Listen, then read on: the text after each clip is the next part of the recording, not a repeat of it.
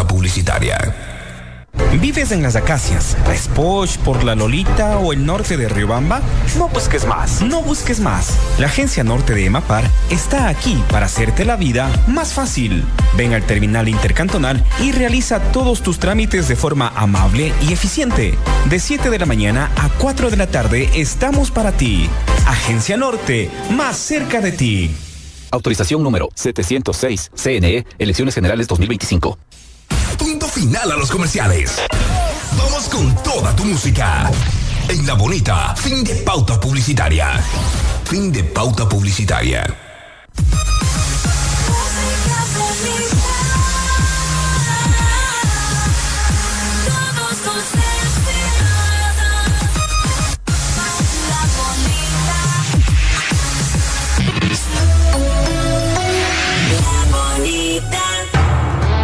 El siguiente espacio es de clasificación A, apto para todo público, con contenido I, informativo o opinión. Las versiones emitidas en el siguiente espacio son de exclusiva responsabilidad del entrevistado y no representan el pensamiento ni la opinión de Riobamba Estéreo 89.3 FM, su radio bonita.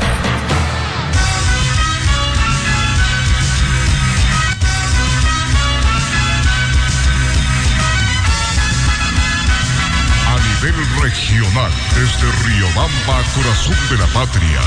WMBC presenta su noticiero Visión, segunda emisión, con el periodismo de la nueva generación.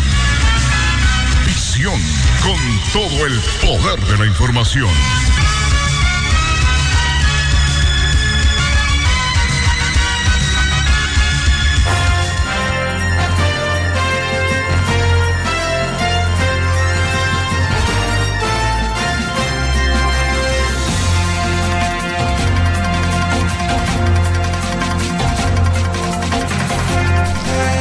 Saludamos a toda la región central del país. Buenas tardes, Chimborazo, Tungurahua, Cotopaxi, al sur de Pichincha, al norte de Cañar y parte de la provincia de Bolívar. Todos conectados, todos pendientes de la señal bonita, la señal abierta, ya lo sabe, la 89.3. Por supuesto, también un abrazo inmenso a quienes nos siguen a través de nuestras plataformas digitales. Usted nos encuentra en todas las redes sociales, ya lo sabe, nuestra página web y por supuesto nuestra aplicación móvil, disponible tanto para iOS como para Android. Nosotros encantados de poder acompañarles en este jueves, cuando el calendario marca ya 16 de enero de este 2025. Está corriendo bastante pronto este primer mes de enero, claro que sí. Y por supuesto también dentro del territorio ecuatoriano nosotros nos encontramos ya en la actividad política. Arrancó la campaña rumbo a Carondelet y por supuesto también rumbo a la Casa Legislativa. Es más, este próximo domingo ya es el debate presidencial y para que usted vaya conociendo un poquito más de los candidatos,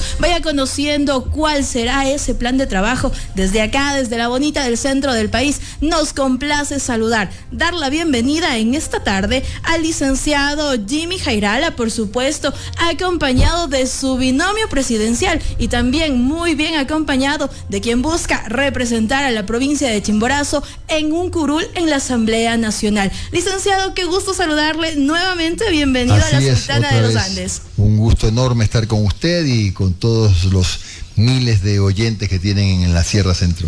Licenciado, queremos arrancar conociendo cómo le recibió Riobamba, cómo le recibió esa caravana también, pues siempre es importante ir de a poco caminando, ir de a poco conociendo ese respaldo ciudadano y por supuesto siempre Chimborazo ha estado en la mira de Jimmy Jairala. Sí, es correcto. Yo ustedes saben, se lo dije en la ocasión anterior que fue una entrevista un poco más personal, ¿verdad?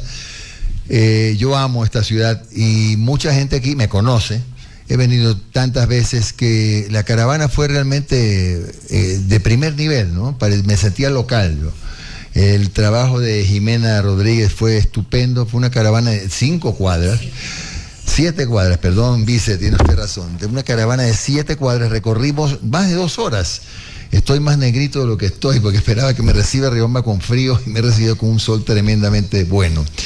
Pero he terminado la caravana justo aquí en su radio, muy contento, muy optimista, sobre todo por la forma como la gente reaccionaba a nuestro paso, ¿no? Licenciado, vemos que usted, como ya lo anunciábamos, no está solo, está muy bien acompañado y queremos, antes de que usted haga la presentación a toda la audiencia bonita de la provincia de Chimborazo, con cobertura directa en nuestros 10 cantones, queremos consultarle, ¿tomó la decisión correcta? ¿Por qué hacemos esta pregunta? Pues porque lamentablemente en las últimas temporalidades se ha podido evidenciar que el binomio muchas de las veces no es pensado, no es analizado y suceden problemas que lamentablemente afectan a la gobernabilidad y a la gobernanza del país. Queremos consultarle esta primera parte de la pregunta y por supuesto después de aquello que usted sea quien presente a su binomio presidencial que estará acompañándole en Carondelet. Claro que sí. Lucía Vallecilla fue una excelente elección. La conozco, sé sus ejecutorias en nacional, en formativas, en el deporte. Tiene una experiencia amplísima, no puedo decir cuántos años porque después dice que le voy a revelar la edad, pero larga experiencia en el deporte. Ha sido una mujer muy relacionada con la obra social. Y hoy día puedo decirles con toda seguridad que estoy muy contento con la selección de Lucía, que además en este momento mismo está sin ser candidata a nada, está trabajando en numerosas escuelas de fútbol en diferentes provincias, ¿no? En Pichincha, en Santo Domingo, entiendo que aquí, en esta provincia también. Y me gusta la elección que hice de Lucía porque yo considero que en el área social hay que trabajar mucho cuando estamos con un país patas arriba, ¿no? Donde los jóvenes están más preocupados de ver qué nueva aplicación aparece en las redes sociales, o si son personas lamentablemente del estrato popular, de qué forma son parte de la banda, que en ciertos barrios le parecerá a usted irónico, pero es ya casi que un galardón que un chico que se retiró de la escuela, posiblemente del colegio por falta de oportunidades, ahora es parte de la banda. Entonces es importante en el barrio. En esas condiciones hay que pensar en el trabajo social, porque el Estado está en deuda con los jóvenes y por eso escogí a Lucía Vallecilla. Queremos nosotros saludarla a la señora vicepresidenta de la República, compartir también un poquito, por supuesto, sobre el trabajo que se desarrollará en Carondelet, un trabajo muy afianzado, entenderíamos, a la administración ya del licenciado Jimmy Jairala. ¿Cuáles serán esas perspectivas de ese trabajo directo? Ya lo mencionan en lo social, pero lo social es muy amplio y tenemos quizá puntos definidos. Qué gusto tenerla acá en Riobamba. Buenas tardes, bienvenida. Gracias, buenas tardes. Un placer poder compartir con ustedes y con todas las personas que nos escuchan. Como lo acababa de decir Jimmy, efectivamente mi trabajo viene de más de 40 años trabajando en la dirigencia deportiva, empezando desde las ligas barriales, la Federación de Ligas de Quito, luego pasé al fútbol profesional en la Federación de Ligas también, y en esa trayectoria yo he formado a muchísimos niños, a cientos y miles de niños que pasaron por nuestras escuelas, que pasaron por donde nosotros, y entre ellos está Antonio Valencia, Chuchito que en paz descanse, Pedro Quiñones, Máximo Banguera, galardón que me llevó a que el Congreso Nacional me reconozca como una de las mujeres líderes deportivas en el año 2003.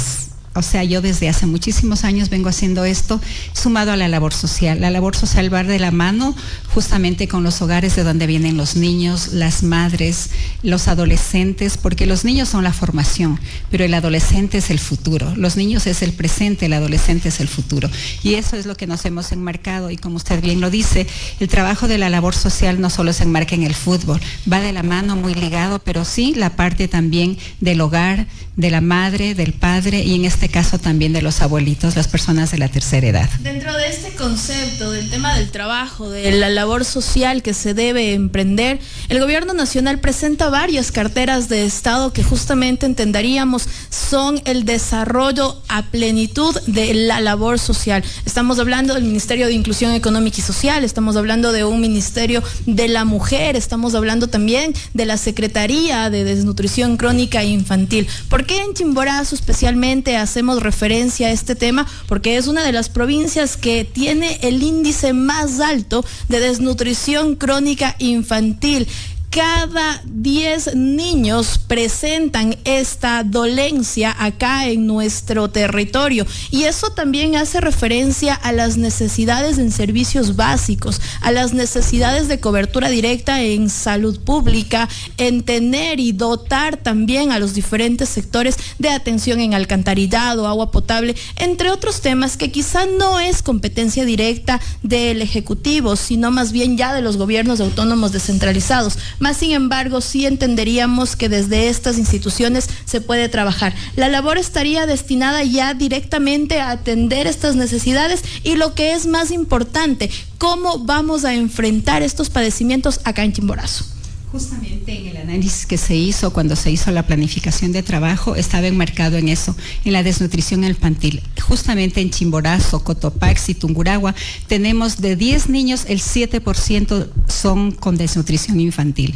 En la parte que se enmarca el Ministerio de Bienestar Social hay un área justamente destinada para eso.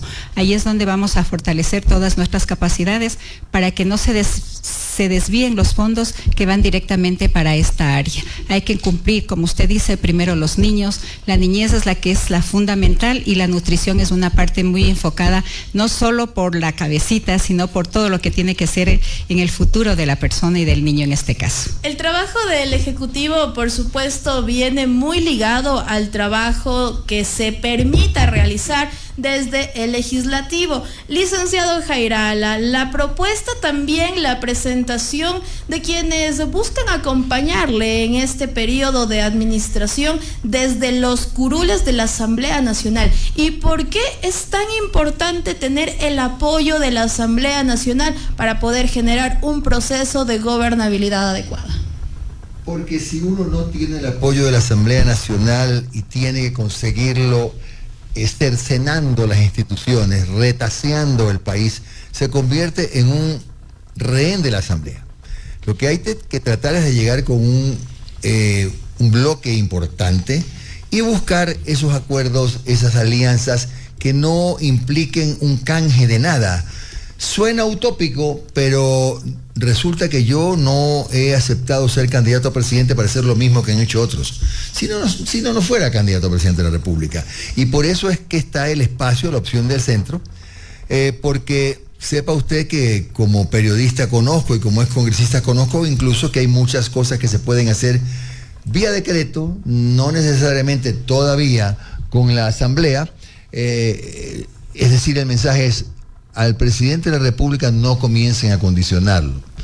Más bien vamos a trabajar juntos, vamos a trabajar por el futuro del país, porque yo creo que ya, mejor dicho, veo que ya han pasado por ese laboratorio que se llama Carondelet personas de toda condición, de todas las profesiones, de todas las edades, etcétera. Y lo que tenemos hoy día es un país que debe 87.000 millones de dólares casi, que el próximo año tiene que pagar por concepto de deuda casi 9.000, o sea, digámoslo, la cuarta parte, para no exagerar, del presupuesto del Estado, que está en este rato con una inflación negativa que a muchos contenta, pero por desconocimiento. Debería preocuparles, porque cuando hay inflación negativa es que nadie vende y que la gente tiene la mercadería en stock. Es decir, que la economía está parada, que se rompió la cadena de pagos, que cuando el gobierno se atrasa con el GAT provincial no puede pagar al contratista, el contratista no puede reparar su máquina, no puede terminar la obra, el contratista no puede pagarle a todo el personal, a lo mejor prescinde de parte del personal. Es una cadena terrible que se ha producido porque en el Ecuador no hay generación de riqueza, no hay plata, no hay inversión del Estado, y la que hay es privada realmente. La del Estado es muy, muy baja. Licenciado, nosotros hacíamos referencia a esta consulta, ya que queremos también que usted sea quien presente a los chimboracenses, a quien está acompañando en este proceso, a quien está acompañando a la lista 1, representando a la provincia de Chimborazo. La doctora Jimena Rodríguez, que abundará en detalles, fue escogida por Centro Democrático porque nosotros tenemos claro que esta es una provincia, por ejemplo, donde hay numerosos casos de mujeres víctimas de violencia. Y en esos temas, entre otros, ha trabajado Jimena. Y no solo eso, sino que no es tampoco una mujer que haya tenido, pues, como en muchos casos ocurre, una trayectoria larga y cansona en la política. Es una mujer que está, en este momento, tiene por primera vez reconocido ese espacio de representar a su provincia. Y por eso Jimena está con nosotros. Y de hecho, la caravana de hoy día se la debemos a Jimena, que hizo un trabajo extraordinariamente bueno. Y es una mujer querida. Entonces, hay que buscar también esas cosas, no solamente la identificación con causas, sino que sea una persona que no tenga rechazo, sea una mujer querida, como lo es Jimena Rodríguez. Doctora, le saludamos, le damos la bienvenida, por supuesto. También queremos conocer esas principales características en las que se basa el plan de trabajo, dirigido, entendemos, por supuesto, al carácter de la legislación y la fiscalización. Jimena Rodríguez, una mujer chimboracense de corazón, abogada, tengo pleno conocimiento de leyes y sabemos nuestro plan de trabajo, nuestros ejes principales, solucionar de manera urgente las prioridades de las necesidades que existen en nuestra provincia de Chimborazo.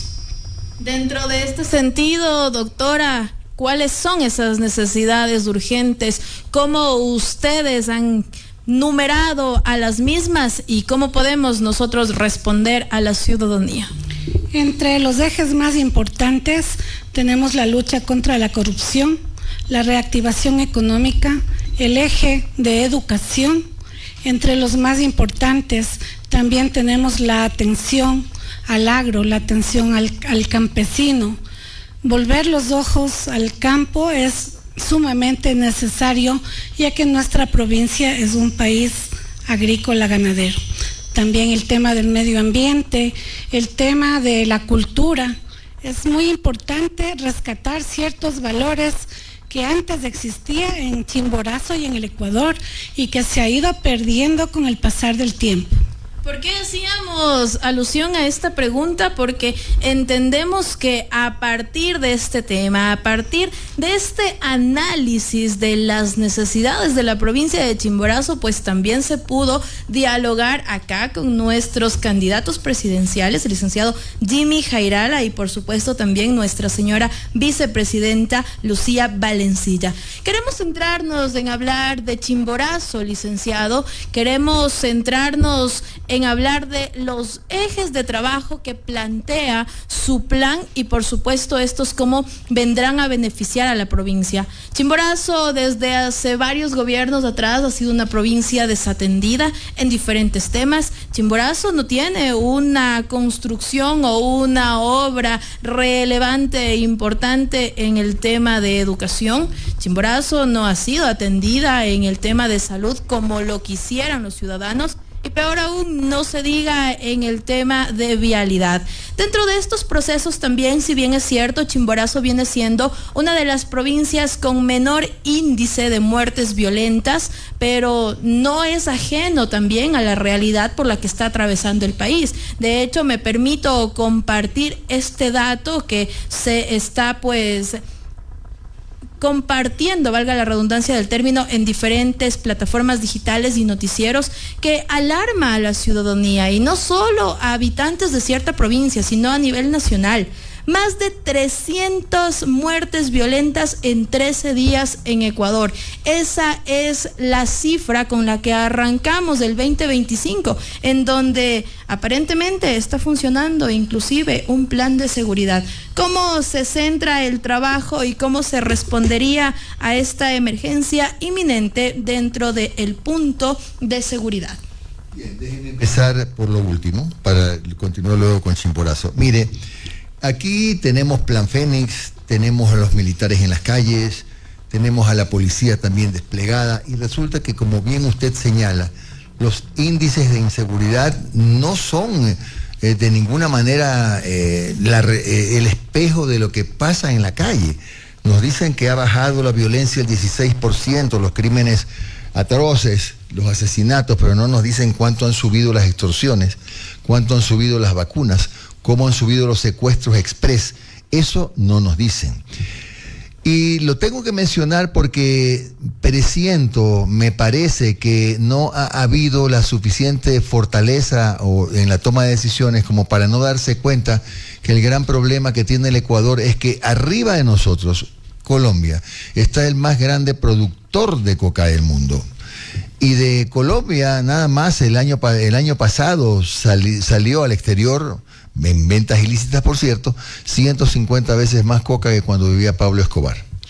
Y resulta que en la frontera norte, como hoy día tenemos a todos los militares en la calle, la mitad de la frontera norte está desguarnecida, no tiene el suficiente número de militares, y es por ahí por donde está ingresando la droga. Si estuviera funcionando el plan Fénix o cualquier otro plan que se haya venido desarrollando en estos años, lo primero que se tiene que hacer es cerrar las puertas al paso de la droga, pero resulta que la puerta está abierta. Y nos han vendido la idea equivocada que mientras más policías y militares en la calle, más seguridad. No, porque no cerramos la frontera y además los militares tienen otra función que no la deben abandonar. Control de armas, control de tráfico de municiones, explosivos, eso tiene que seguir, pero no tienen que seguir en esta tarea que los ocupa demasiado tiempo en las calles, porque usted lo acaba de decir, no ha resultado la presencia de los militares como queremos. ¿Por qué? Porque sigue entrando droga. Porque si la droga no entra, la droga no se vende. Y si no se vende, no se lava. Y si no se lava, no hay ese negocio ilícito paralelo, que es el negocio turbio, la disputa de las bandas, etcétera. Si estuvieran los militares en las fronteras, la droga no entra. Si estuvieran los militares en los puertos, pero bien organizados, con todos los equipos suficientes, no saldría. Solo déjeme redondeo nada más. No saldría la droga, pues. El tema es que seguimos siendo el principal país de tránsito porque estamos dejando entrar la droga y porque la estamos dejando salir, porque si no fuéramos el país de tránsito más importante del mundo, los narcotraficantes se habrían ido al Perú o a Colombia o a Chile, porque también hay puertos, pues, o a Argentina. Pero ¿por qué están aquí y crecen? Porque entra y sale la droga sin el control adecuado, porque tenemos a los militares distraídos en otra cosa. Ellos tienen que seguir haciendo su trabajo, que es legal, que es constitucional, pero deben movilizarse para fortalecer estos controles. Mientras dejemos entrar la droga, no va a cambiar nada en este país. Pero tenemos instituciones de control del orden y la seguridad ciudadana que lamentablemente también han sido focos de este tema tan alusivo durante las últimas temporadas acá en el Ecuador, que son los casos de corrupción. La Policía Nacional se vio envuelta en estos procesos, las Fuerzas Armadas se vieron envueltas en estos procesos. Si bien es cierto, son instituciones autónomas, pero ¿cómo podríamos trabajar desde el Ejecutivo dentro de estos controles? A ver, si ha habido casos excepcionales de corrupción en policía y Fuerzas Armadas, es justamente porque no hemos evitado la entrada de la droga. La droga es un negocio muy seductor y es un negocio que conquista voluntades por la cantidad de dinero que circula. Si seguimos diagnosticando y si seguimos midiendo el control de las drogas con números, bajó el año pasado 16% el crimen, los crímenes violentos. Bueno, pero sigue entrando pues la droga. Y otra vez en estos días estamos viendo que las cifras han vuelto a moverse, pero para arriba. Nuevamente, lo que hay que controlar es el ingreso y salida de drogas, porque por eso no solo la policía y Fuerzas Armadas, por eso es que estas instituciones como las Cortes, como la Fiscalía, ahí también ha permeado la droga. Pero es que es un negocio demasiado grande. Y como hay mucha gente que llega o a las candidaturas o a la presidencia, posiblemente con algún compromiso de tipo económico, qué sé yo, y tienen otras cosas que le interesen, no se preocupan de cerrar las puertas y las ventanas para la circulación, el ingreso y salida de las drogas. Ese es el principal problema, porque podemos poner 3 ejércitos en las calles, 25,000 policías en cada provincia, pero si la droga sigue entrando por las fronteras, el problema no va a cambiar.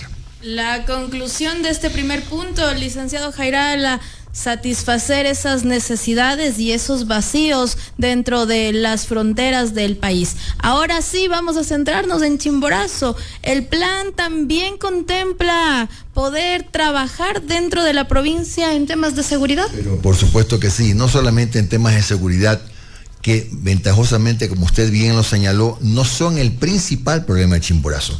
Chimborazo tiene otra triste situación, y es que es una de las provincias más preteridas, más olvidadas del país, por lo que nosotros hemos tomado la decisión de que cuando lleguemos vamos a revisar la distribución del famoso reparto de la riqueza nacional, que afecta sobre todo a las provincias de la Sierra Centro, que son las más golpeadas por la pobreza, porque también sus presupuestos son famélicos. Chimborazo, Cotopaxi, la misma Tungurahua, Bolívar.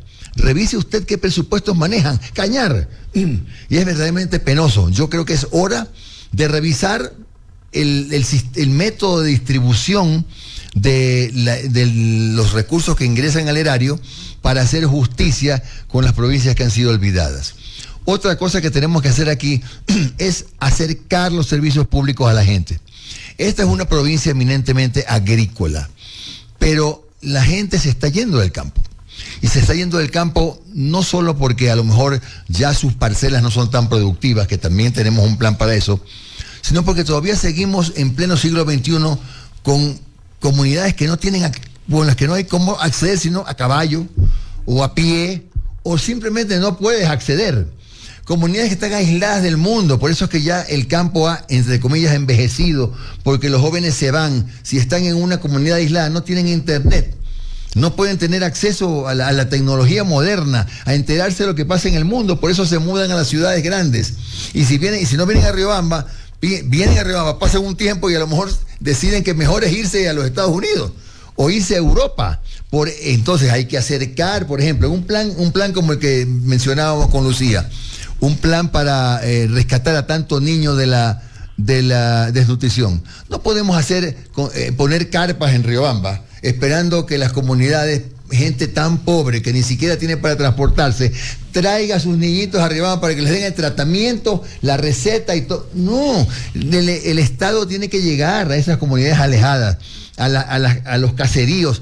Tiene que haber un cambio y el Estado tiene que pagar esa vieja deuda. Y le complemento con el tema de la productividad. La productividad sigue bajando porque los campesinos de repente reciben una donación de una fundita de urea. Eso no les arregla el problema de productividad, sino la semilla certificada. Lamentablemente la semilla certificada, solo a esa semilla tiene acceso el gran productor, que es el que al final fija los precios en los mercados. Si no logramos que el agricultor mediano, pequeño, duplique posiblemente la producción con la semilla certificada, con un plan piloto en el que en primera instancia no les va a costar, vamos a seguir teniendo productores que en sus parcelas apenas sacan en una hectárea 4 saquitos de papa. Pues eso no puede ser, y es por falta de productividad. Y concluyo con esta parte. La intermediación ha matado a los pequeños y medianos productores. Recuerdo tanto haber visitado Riobamba aquí hace un tiempo y me contaban pequeños productores que hay ocasiones en que ellos vienen con su camionetita bajando con su producción y en medio camino les compran la producción al precio que les da la gana. Y entonces para esta gente humilde, campesinos, prefieren vender ahí, bajar el precio antes que llegar a la ciudad, a Riobamba, por ejemplo, para poder venderlos. ¿Qué hay que hacer? El Estado tiene que crear un plan para comprar a los pequeños productores, comprarle su producción de la mercadería, no tanto como no perecible, porque todo perece, pero la que tenga menos riesgo de perecibilidad. Y contar en las provincias con lo que antes funcionó, hace mucho usted ni nacía, que se llama Emprovit, que son reservorios, hilos, etcétera, en cada provincia, para que el Estado compre esa producción, el agricultor mediano, pequeño, asegure la venta, y con eso el Estado puede hacer un plan que le vamos a poner nombre de una canasta popular con productos que ya los pagó y que el campesino no se sintió estafado por el intermediario. Es un plan largo, me demoraría mucho y creo que estoy hablando mucho, pero para que usted vea que sí tenemos y sabemos qué hay que hacer en una provincia como esta. Atención a la provincia de Chimborazo. Chimborazo es una de las provincias que genera y que permite también dotar de estos alimentos necesarios a las diferentes provincias del país. De hecho, nuestros socios comerciales o nuestros aliados estratégicos son justamente la provincia de Guayas, la provincia de Pichincha, la provincia de Esmeraldas, por mencionar algunas. Pero acá también Chimborazo carece de un sistema o de una conexión vial adecuada para poder generar estas alianzas estratégicas, licenciado Jairala. De hecho, entendemos, pues, usted pudo palpar la situación por la que atraviesa la carretera, la vía Valvanera-Payatanga-Cumandá. Un eslogan de campaña de muchísimos candidatos, y no solo en esta tienda política, sino ya hace varios años. Por ahí candidatos en su momento, después ya presidentes de la República, mencionaron de que existe el presupuesto para la ejecución de esta vía. Por ahí se comentó algo de que ya se pudo trabajar dentro de uno de los puentes que los chimboracenses lo conocen como el Sal Si Puedes, pero se ha venido generando estas estrategias o estas alianzas parche para poder en algo tratar de responder a las necesidades del chimboracense. Más sin embargo, no se ha tenido una propuesta clara. Jimmy Jairala, ¿qué hará al respecto en temas de vialidad para la provincia de Chimborazo? Mire, vamos a hablar de la vía, pongamos un ejemplo, la vía Payatanga, que es la peor parte, ¿no? Desde Payatanga hasta Riobamba. Si el Estado durante todos estos años no ha tenido recursos para darle mantenimiento, y verdaderamente el estado de la vía, valga la redundancia, es desastroso. Si el gobierno provincial, por ejemplo, no ha pedido la competencia para administrar la vía, ¿cómo con los recursos tan bajos que recibe? Pues debe ser por eso que no la ha pedido. ¿Por qué no pensar socializándolo, repito y aclaro, socializándolo con los alcaldes, con el prefecto, con las fuerzas vivas, con los periodistas, con los gremios, si conviene o no a lo mejor concesionarla? Porque la concesión significa que el concesionario es el que invierte, construye o reconstruye en este caso, utiliza, le saca el provecho legal que marcará el contrato y devuelve. Y es decir, el Ecuador, el Estado no deja de ser dueño de la carretera, pero eso hay que acordarlo, eso hay que convenirlo con todos los que se vean, entre comillas, afectados. No vamos a privatizar los servicios del Estado. No, yo nunca he hablado de privatizar, yo siempre hablo a lo sumo de concesionar por mi propia experiencia, porque yo administré 10 años las carreteras del Guayas, concesionadas, que son, bueno, todo quien sale de Chipasa pasa por Cumandá y ya entra a Guayas y parece que es otro planeta. Es que es un trabajo duro, que a mí me tocó 10 años, e incluso las ampliaciones que usted ve, los pasos laterales, todos son obra de mi administración. Ahora, esta administración nueva de la actual prefecta, que no es de mi partido, reconozco que ha retomado el tema, pero ha funcionado. ¿Y qué pasa? ¿Qué ocurre? Incluso la vía concesionada tiene un subsidio de la prefectura, porque ese dólar que se cobra no es suficiente para poder solventar gastos de mantenimiento y construcción nueva. Sin embargo, se ha mantenido y la gente de las carreteras de Guayas no se queja. Entonces, si no puede el Estado, si no quiere la prefectura, si no ha habido la forma de alguna manera de buscar una alternativa para esa vía, ¿por qué no pensamos en una concesión? Es una alternativa, pero que conste que ya lo aclaro, no es a patadas, es de común acuerdo con los cantones, las parroquias, las autoridades que van a ser afectadas por esa concesión. No solo los chimboracenses, sino los ecuatorianos se vieron fuertemente afectados por una crisis energética. La problemática de la crisis energética va más allá de una respuesta inmediata para satisfacer esta necesidad, sino va también ya basado o ligado de la mano de una planificación a mediano y largo plazo, entendiendo que también se puede generar respuestas.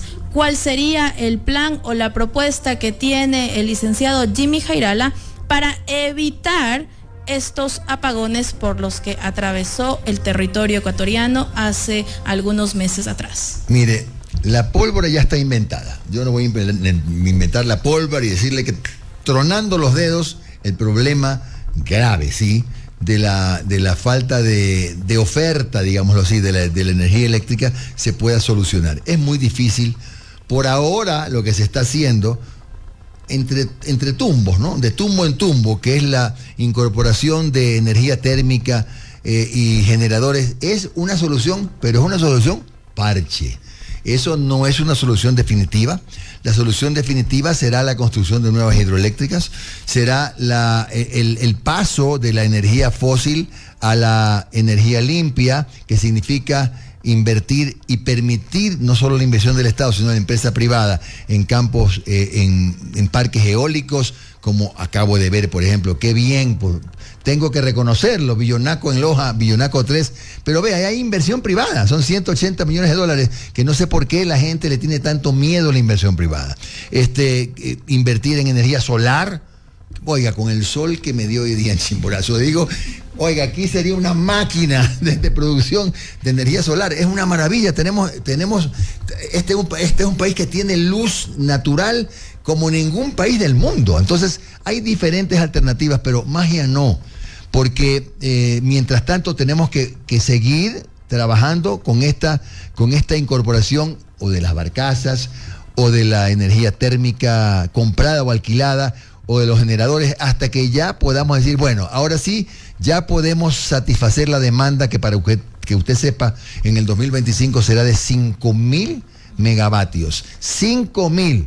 Pero, por ejemplo, fíjese, hay proyectos como que siempre lo nombro, como Cardenillo Santiago, que cuesta 6.000 millones de dólares, que generará 3.000 megavatios, que se demora 5 años, sí, pero son 3.000 megavatios. ¿Por qué no se ha hecho? Están los estudios, que hay que actualizarlos, porque el Estado no tiene 6.000 millones de dólares. Entonces, como enseguida hacen el clic algunos, como en la soberanía, ¿no?, que es un atentado contra la soberanía nacional, que la empresa privada invierta. Soberanía es que la gente coma, que la gente tenga que tenga seguridad, que la gente pueda mandar a sus hijos al colegio. Eso es soberanía, que tenga acceso a la salud. Eso es soberanía. ¿Qué hay que hacer? Concesionar. Concesiones, son 6.000 millones de dólares que llegan directamente al erario y que le permitirán, sí, a la concesionaria, que puede ser absolutamente abierto, debe ser el proceso, construir, operar y devolver después de los años que diga el contrato. Licenciado, en un minuto, ¿por qué Chimborazo? ¿Por qué Tungurahua? ¿Por qué Cotopaxi? ¿Por qué todo el territorio ecuatoriano tiene que sumarse al plan de trabajo que usted está presentando? ¿Por qué tienen que confiar en Jimmy Jairala desde Centro Democrático Listas 1? Porque yo no soy el gran diagnosticador, porque hay muchos de los candidatos que solo se han dedicado a diagnosticar. Nosotros hemos hecho una campaña con 0 inversión en pauta en redes, 0, solamente de propuestas, porque ya este país no está para experimentar, porque necesita una persona que ya haya tenido experiencia en administración pública, y salvo el presidente candidato, soy el único que tiene experiencia de 10 años en la función pública, y porque Carondelet no puede seguir siendo un laboratorio, y porque el único candidato que les puede asegurar que va a terminar con la polarización es Jimmy Jairala y su binomio Lucía Vallecilla de la lista número 1. ¿Cuál es esa polarización? Creo que se lo comenté en la entrevista pasada, que a todos nos han puesto una marca, ¿no?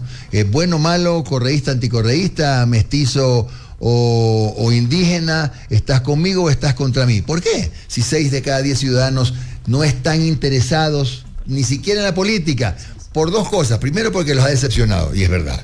Y segundo, porque tienen otras prioridades, pues. Su prioridad es comer, es que mandar a sus hijos a la escuela, que no los maten, como se lo dije, tener medicina en el hospital, y en algunos casos, como Riobamba, tener hospital o centros de salud, por lo menos para los sectores marginales que no tienen ni siquiera una brigada médica que les llegue. Todas esas razones son las que nosotros planteamos para decirles que el gobierno de centro, un gobierno de centro y de centro democrático es lo que este país necesita. Señora vicepresidenta, ¿cuál es el compromiso de Centro Democrático ya directamente relacionado a la provincia de Chimborazo? Bueno, trabajar para la niñez. Definitivamente la desnutrición infantil que tiene Riobamba hay que cuidarla, hay que protegerla, hay que enmarcarnos en esa seguridad, ir más allá de eso también con sus madres, porque si sus madres tienen el trabajo y el sustento para poder alimentar a los niños, ese va a ser el beneficio para la juventud.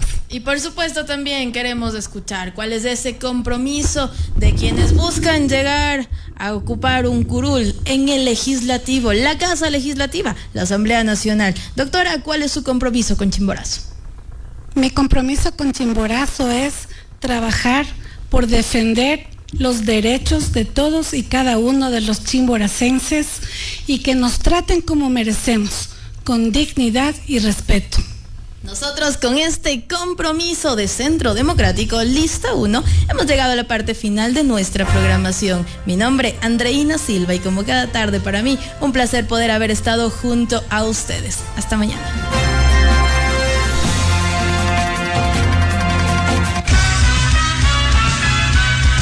A nivel regional, desde Riobamba, corazón de la patria, WMBC presentó su noticiero Visión, segunda emisión.